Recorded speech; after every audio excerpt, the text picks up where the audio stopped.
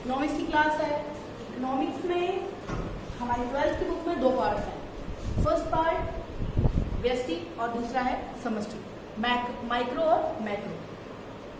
अभी हम स्टार्ट कर रहे हैं समष्टि अर्थशास्त्र का चैप्टर नंबर 24। ठीक है, चैप्टर नंबर 24 है अंतरराष्ट्रीय व्यापार की अवधारणा। देखिए, पहले हम माइक्रो और मैक्रो के बारे में थोड़ी सी बात कर लेते हैं। व्यष्टि और समष्टि। व्यष्टि अर्थशास्त्र क्या होता है, समष्टि अर्थशास्त्र क्या होता है? व्यष्टि अर्थशास्त्र के अंदर केवल एक इकाई को अध्ययन किया जाता है, मतलब कि वो क्या है, छोटा रूप है। और समष्टि के अंदर क्या किया जाता है, संपूर्ण इकाई का अध्ययन किया जाता है। तो हम पहले स्टार्ट कर रहे हैं समष्टि अर्थशास्त्र, और समष्टि अर्थशास्त्र का चैप्टर नंबर 24। चैप्टर नंबर 24 क्या है? अंतरराष्ट्रीय व्यापार की अवधारणा। अंतरराष्ट्रीय व्यापार क्या होता है, अंतरराष्ट्रीय व्यापार क्यों करते हैं, अंतरराष्ट्रीय व्यापार के क्या लाभ हैं, इसमें भुगतान संतुलन क्या होता है, और इसमें अवमूल्यन क्या होता है, अधिमूल्यन क्या होता है, इन सब के बारे में हम इस चैप्टर में डिस्कस करेंगे। चलिए, अभी हम लेट्स स्टार्ट अंतरराष्ट्रीय व्यापार की अवधारणा के बारे में थोड़ी सी बात करते हैं। सबसे पहले तो हमें ये समझना जरूरी है कि अंतरराष्ट्रीय व्यापार होता क्या है और अंतरराष्ट्रीय व्यापार क्यों किया जाता है। कोई भी देश, जब व्यापार एक देश से दूसरे देश के मध्य किया जाता है, उसे क्या बोलेंगे, अंतरराष्ट्रीय व्यापार। क्योंकि देखिए, कोई भी देश हो, चाहे कितना ही सक्षम देश हो, कितना ही विकसित देश हो, वो अपनी सभी आवश्यकताओं की पूर्ति स्वयं नहीं कर सकता है।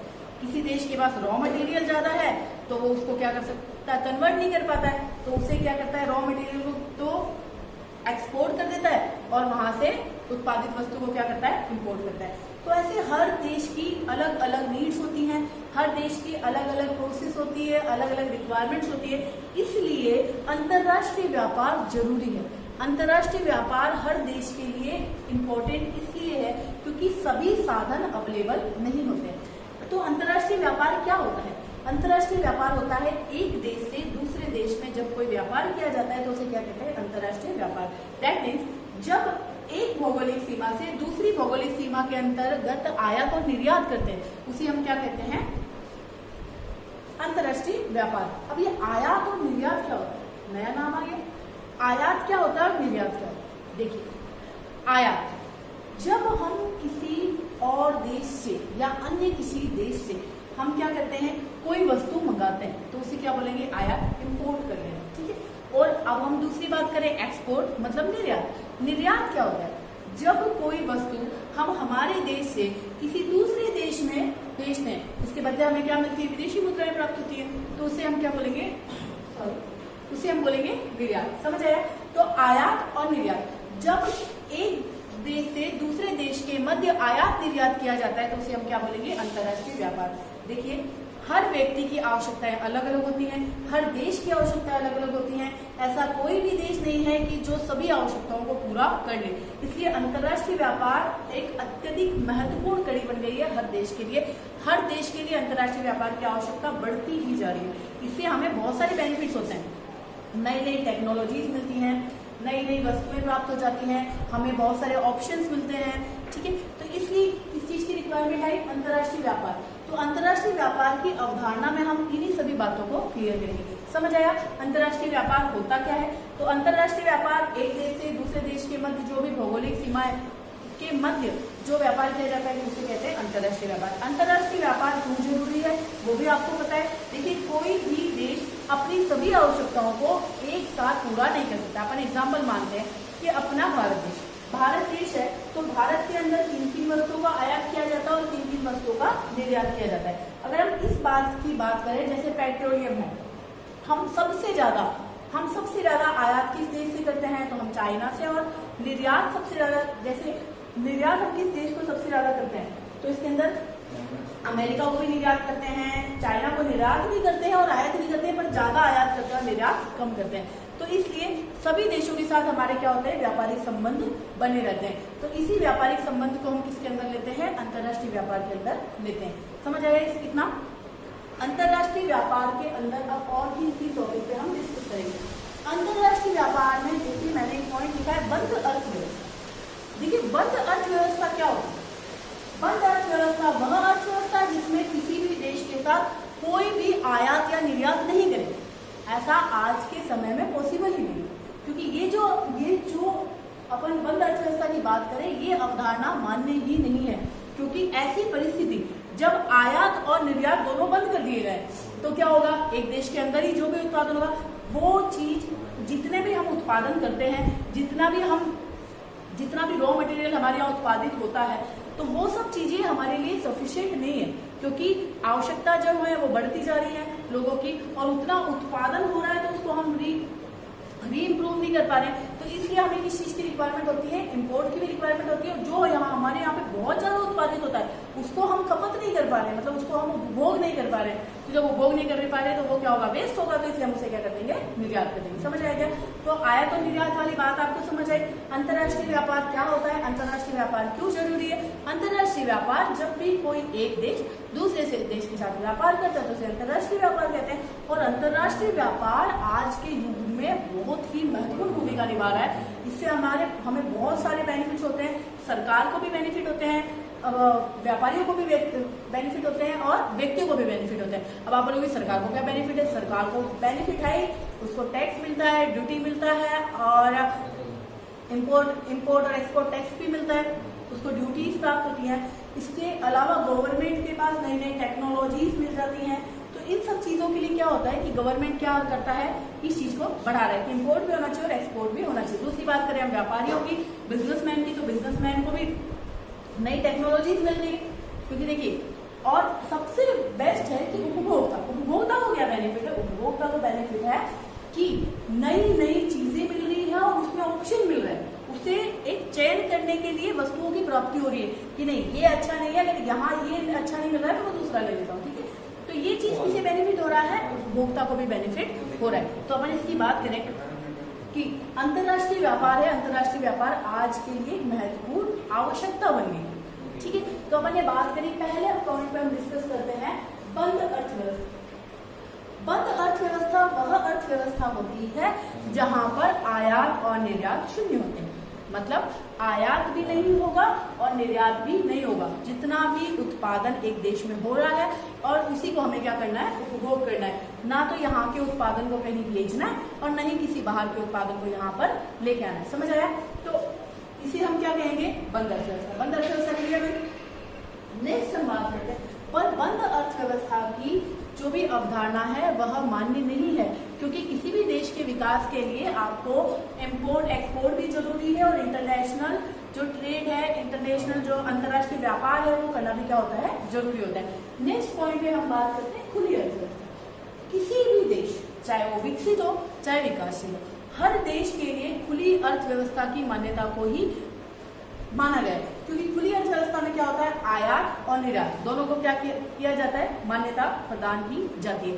देखिए, जहां पे आयात भी होगा और निर्यात भी होगा तो उससे क्या होगा, देश का जो भी बैलेंस है वो क्या होता है, बना रहता है।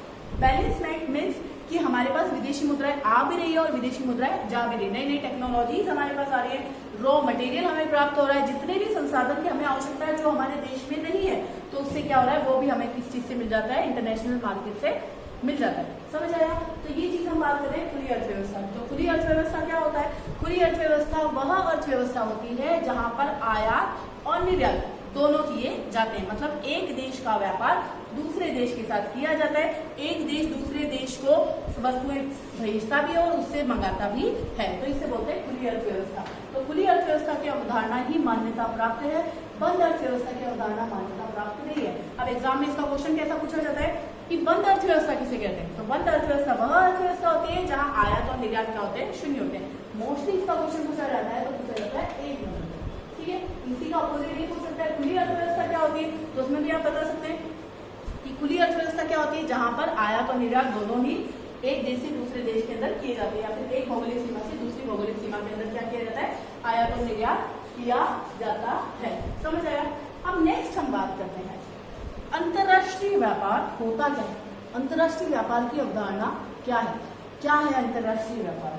तो देखिए, अभी जितना हमने थ्योरी पढ़ी उसी में क्लियर होता है कि अंतर्राष्ट्रीय व्यापार क्या है। तो अंतर्राष्ट्रीय व्यापार एक देश से दूसरे देश में जो व्यापार होता है वो अंतर्राष्ट्रीय व्यापार होता है। एक भौगोलिक सीमा से दूसरी भौगोलिक सीमा जो व्यापार होता है वो भी अंतर्राष्ट्रीय व्यापार होता है। ये तो हो गया अंतर्राष्ट्रीय व्यापार। अब अगर हम बात करें कि आंतरिक व्यापार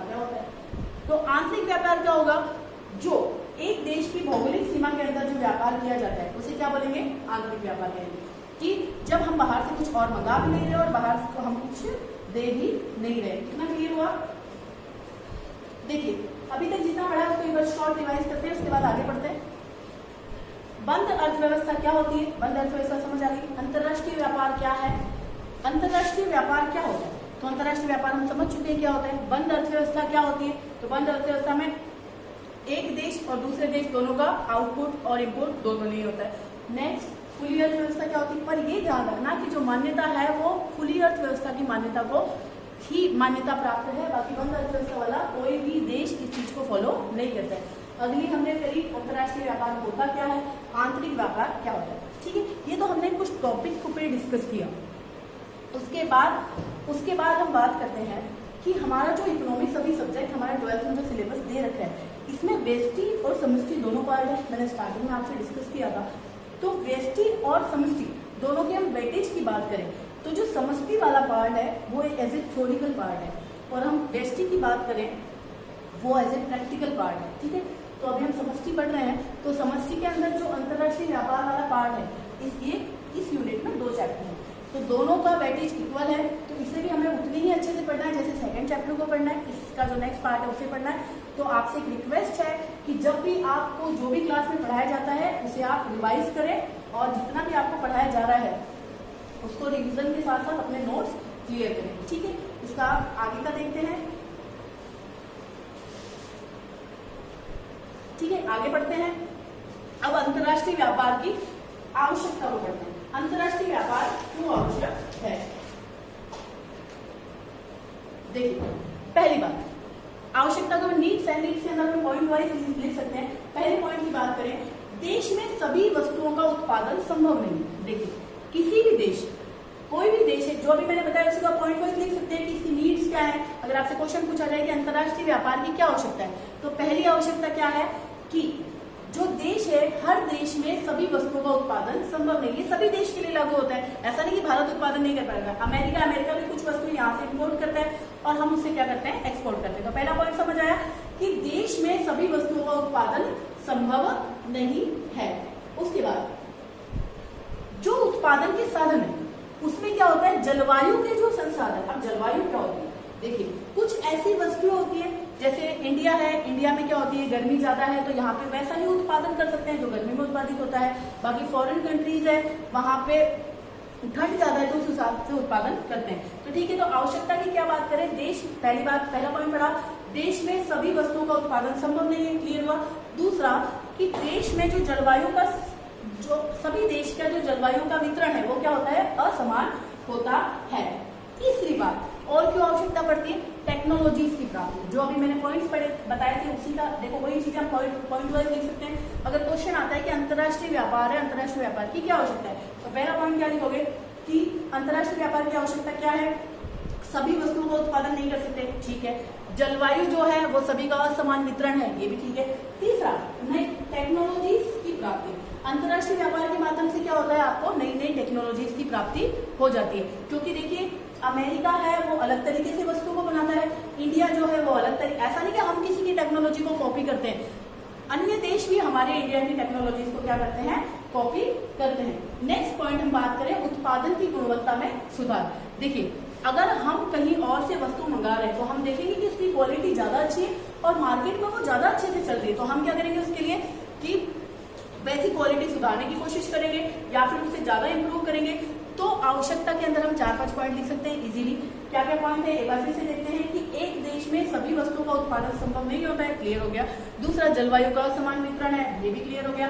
तीसरी बात हम करें नई नई टेक्नोलॉजीज की प्राप्ति होती है, ये भी क्लियर हो गया। और चौथी बात है उत्पादन में गुणवत्ता का सुधार होता है, ठीक है। ये तो हमने इसकी आवश्यकता की बात की, ठीक है, कि हमें नीड क्यों है। अब आप बताओ कि अंतरराष्ट्रीय व्यापार का महत्व क्या है, ये भी एक पॉइंट है।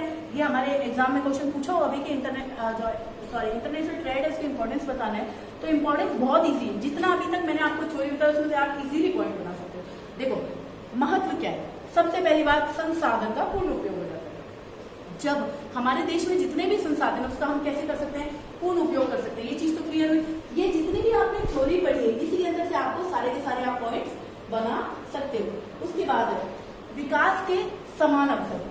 देखिए हर देश के पास विकास का क्या होता है, अवसर होगा। कैसे अवसर होगा? अगर हम किसी देश से वस्तुएं मंगा रहे हैं तो वहां से हमें नई नई अभी अपन ने बात करी थी, नई टेक्नोलॉजीज मिल गई, हमारे संसाधन का पूरा उपयोग हो रहा है, तो उससे क्या होगा कि विकास के अवसर बढ़ेंगे।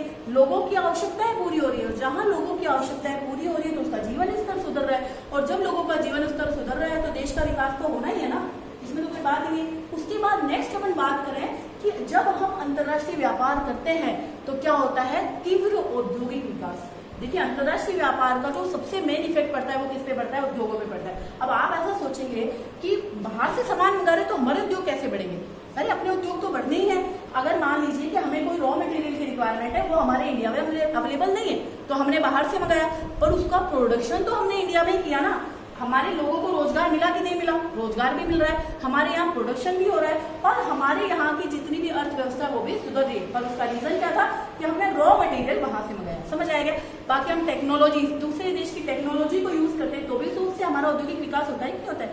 तो ये सब चीजें हम किस में बात कर रहे हैं कि अंतर्राष्ट्रीय व्यापार के महत्व की बात कर रहे हैं। पहला पॉइंट हमने क्या किया कि साधनों का पूरा उपयोग हो जाएगा।